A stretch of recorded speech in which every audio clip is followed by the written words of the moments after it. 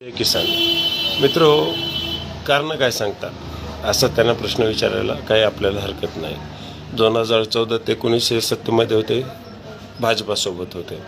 सवतीची वागणूक जर भेटली असेल तर मग 5 वर्ष काय करत होता तिथं, म्हणजे काय.